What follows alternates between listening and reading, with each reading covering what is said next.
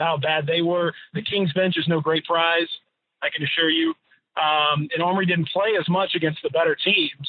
He played against Atlanta. Basically, he's played the majority of his minutes against, three of the worst teams in the league, and their benches no less. So I'm not. I get it, but I'm not going to just go nuts for Omri quite yet. Yeah, no, that's completely fair. That's the balanced approach to looking at the numbers. But every time he goes in, I'm like, man, he's doing good stuff. This is who I want to play as my backup. This is who I want my backup four to be. I don't want anything else. All right, so wrapping up, we talked about Andrew Harrison. His contract isn't fully guaranteed, and also like this team. No, it is not. Yeah, so this team, could look to move JaMychal Green because obviously his contract is expiring. So do you think either one of those guys is gonna be with the Grizzlies maybe post trade deadline? I think you're hitting on something interesting. I don't know how much the market. I don't know what the market's going to be. Just in general, I don't think to preempt some discussion. I don't think there's much market for Mark or Mike for varying reasons. But if there is a market, JaMychal would make sense. Making just under $8 million, expiring deal, competent player. But his defense was miserable to start the season, and he just, to me, doesn't fit anymore. I think there's plenty of guys in this position. I think he's very much expendable. And as you pointed out earlier in our discussion here, things have worked better without him in the mix. It's not a knock on JaMychal, but it just makes the rotation make more sense. So yeah, he's expendable depending on what they want to do. And absolutely, Andrew Harrison, if you're not going to use him, his contract is not fully guaranteed until January 10th. So they would save about $1.5 million by either, waiving him outright or trading him. And some team, you may pick him up in a trade to save a little extra money. They could cut him and save that money. That might make some sense on a very small end, especially as you near, that'll be about a little less than a month away from the trade deadline at that point, that January 10th deadline. So if a team looks like they're heading close to the tax line and they need to just wiggle under a little bit, that's a very easy and probably pretty cheap way to do it. I don't know that they'd be packaged together. I mean, there's some things, it's a little early yet to figure out exactly what's going to go on with that. But I said at the beginning of the season, and I'll stick with it. I mean, JaMychal Green, you should absolutely be watching him constantly in terms of trade rumors. I didn't think it'd be that way with Harrison, but because they haven't used him, then definitely, I think you should. Yeah, I know you aren't typically in a win now type of philosophy. You were very pro tank early, and you were pro trade, or like if you get the right deal, you were fine with cutting Mike and Mark. Mm-hmm. I've always been a little more. I don't know, acknowledgement of who the Grizzlies are in the NBA class or caste system, if you will. Like I'm fine with win now moves. I'm fine with riding this out until the tires fall off, and the tires have kind of almost falling off. But I would be in favor of trading JaMychal Green and Garrett Temple, like packaging their contracts just to get another contract of a team that wants to clear their books for the 2019 summer. Like, I don't think the Grizzlies are going to do anything in free agency. No, they're not. So like I would accept a Kent Bazemore or a Tim Hardaway Jr. if those players were to be given away. Like, they are paid slightly too much, but like, give me Tim Hardaway Jr. in his 20 points per game and his large volume 3-point shooting. Totally fine with it. I don't feel like we need Garrett Temple or JaMychal Green, and I think that's a win now move. That hits my Vegas over of 32.5. I'm on board. But what would you think about a move like that, which is truly a win now move and locks up the Grizzlies with some more salary for coming seasons? Well, I mean, again, I would say the win now move. What are you winning? Like, winning now, what? Winning what now? Like 40 games, 45? I mean, are you going to be even a playoff team at that point? I guess if you wanted to maximize whatever it is that you've got, then you could do that. But I don't. To me, that's fine. I'm okay. I'm not like totally averse to it or anything like that. But I've always been of the opinion, and this is kind of just me. I talked about this probably 2 years. I think Kevin Light and I talked about this many moons ago. But I'm of the opinion that the grit and grind era and all that stuff ended many years ago. Sure. Like, yeah. Probably, yes. Maybe even with the Western Conference Finals run. Yeah. And that all of it has been postscript. And you're just kind of treading on, like, they've won one playoff series since then. And, you've been sort of just trying your best to just grind because they're scared, honestly, to turn the page. They don't know what life is like without these guys. and they don't want to go back to the, total rebuild in the toilet type phase. So they just get very scared and hang on and cling to Mike and Mark like security blankets because there's just no other way to go. And now you've done it so long that I don't really think you have much of an alternative here. It's a shame that you wouldn't kind of push it forward. And I say that too because I got to be honest, like the fans in general, at least in terms of my interactions and what I've seen and seeing at the games and stuff, they weren't breaking attendance records 2 or 3 years ago. Yeah. There weren't lines outside of FedEx Forum to see Tony Allen and Zebo in action.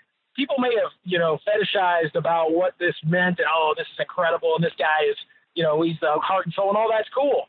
But it wasn't – the Grizzlies were not doing attendance-wise anything close to what they were, in the beginning of this run and at that pump. I don't think – so to me, I don't – you can cling to it if you want. You can try to squeeze it out, but for what? People are tired of the same thing. And I think they want – it would be a shock to the system to see a Grizzlies team without Mike or Mark or both. But at the end of the day, at some point you're going to have to pay this credit card bill that you've accrued. And it's already cost you a first-round pick this year. It may cost you more down the line. If you just paid up, drafted well, drafted with, intelligence and with the right framework in mind, you could have avoided a lot of this stuff. And now it's to me, it's kind of too late. It's a shame. And they're okay, but I don't know. Okay is about the best you could hope for. Right. I think it's like the 4th straight year where the Grizzlies have had like a player like Mike Conley's buying 1,000 tickets to give away to fans for the opening. You're like, that's absolutely. not it's like the raffle. Yeah. Yeah. You're raffle. Like, guys, Night. That's not a good sign. That's not a good sign. No, as you said, I mean, everything you said is correct, and I agree with. But the credit card bill is already past due. Like, we've already made those mistakes. Now, my thinking is I don't think we'd be able to get a player any better added to the team next year than Tim Hardaway Jr. We probably don't have our pick, or we hope. I guess I don't know. We're hoping, it's like a 15 pick. Or we're hoping that like we win the lottery or something. So like my thought is, if we're not getting a player better than Tim Hardaway Jr. next year, I am fine with investing on this team, going all in for 38 wins. The next year, hopefully then hopefully Jaren Jackson Jr. is incredible and we grow from there. Because again, I don't know what the other option is. The other option is all right. Again, but the lesson, Keith, is look what happened when you embraced the tank. You got Jaren Jackson Jr., who is without a doubt the most exciting rookie in the history of the franchise. Yeah. And that includes Pau Gasol, who was extremely good. Right. A rookie of the year and was out of the gate, was excellent. Shane Battier was very good out of the gate. A lot of these guys, Marc Gasol was really good out of the gate. But Jaren Jackson adds a whole different dimension of excitement to the process. People are jazzed up about him. Well, imagine if you had started this, 2 or 3 years ago, and you've gotten a few of those guys around. Yeah, you suck in the intervening years, but you're not exactly doing great things in the meantime, and you don't have those exciting guys. I mean, look at the framework for small market teams. It's pretty simple. You got to find your Giannis. You got to find that guy. You got to find Anthony Davis, and you only find that in the draft. You're not trading for him. You're certainly not getting him as a free agent. So that's it. Once you find that guy, go crazy.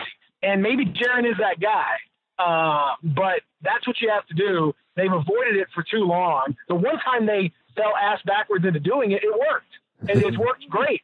You got a great player, so I don't know. To me, it's pretty cut and dry. But I'm not part of the business office, so I don't know. Right. I was philosophically on board with the Grizzlies not blowing it up, but if you've listened to me, very publicly opposed to almost every move they made around the edges of the Mike and Mark, whatever. Honestly, Keith, like, here's the deal. Like, I mean, as a fan, if you approach it as a fan, I get it. You want to maximize every season and every win because, that's the fun of it. You don't want to go and, it sucks even for Philly, as good as they are now and as talented as they are now. I mean, those years sucked. You paid a hell of a lot of money for a very bad product for quite a while. That's not fun.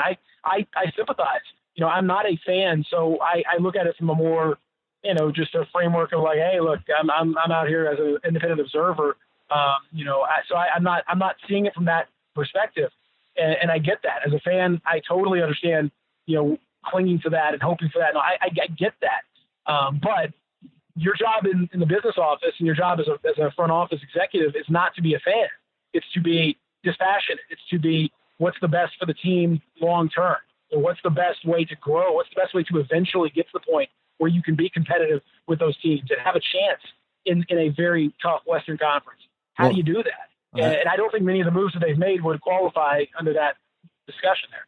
I think we all know how you do that. It's more Chandler Parsons minutes. Top At down. the 3. At the 3. We got to play Chandler Parsons. Anyway. What about this? Go walk with me here. What about this? Okay. Shooting guard Chandler Parsons. Man, I'm in. If Kyle Anderson's my 1, Chandler Parsons my 2, I think we can build on that. Jaren at the 3. We're going to need a 4. Ivan Rabb at the 4 and Jake Sakalidis. Trade for Boban at the 5. There you go. I remember those Sakalidis years. Those are good times. All right. Yeah. Hey, what a great guy. Peter, thanks for your time. Tell everybody where they can be finding your stuff. Well, I am at Peter Edmiston on Twitter, and I don't know when is this gonna drop to use the. This will drop on Tuesday morning. Tuesday morning. All right, so Tuesday morning. So as you listen to this, my first piece will be up from The Athletic. So go to theathletic.com/Memphis or go to theathletic.com/NBA free trial and sign up there for 30% off for your subscription, which is cool. And check it out. Me and Omari Sankofa, we are just getting started this week with our coverage in full. Really excited about the prospect, and I think you'll enjoy some of the tidbits about a Grizzlies offense. I got some very honest discussion from Marc Gasol and Mike Conley and JB Bickerstaff about the goods and more over the bats of what we've seen so far on the offensive side. So I think you're going to enjoy. Hopefully, you'll enjoy the coverage. It's going to be pretty awesome, and I'm pretty thrilled about it. All right. Well, thanks, Peter. Pleasure talking with you. Look forward to the next time you come on. Anytime, man. You got my number, so just call me. I like talking to you. All right. Thanks, Peter.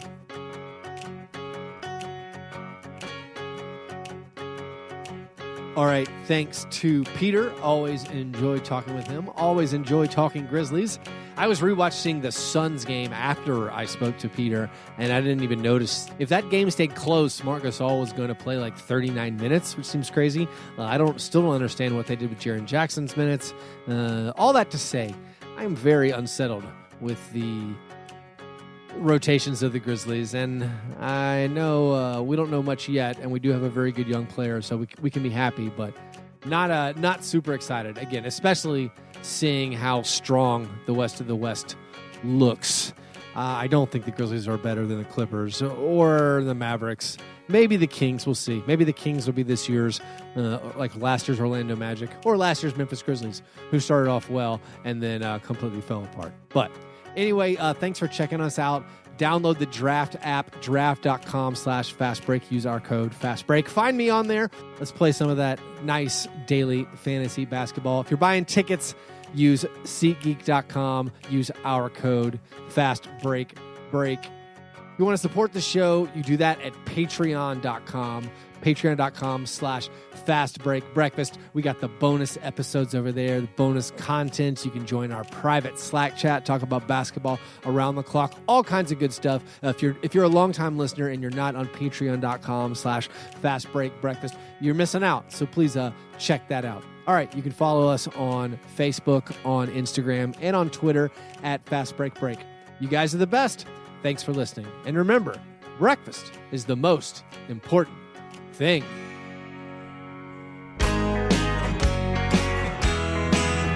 Yeah, never apologize for being G&G. Fast break, man. You understand?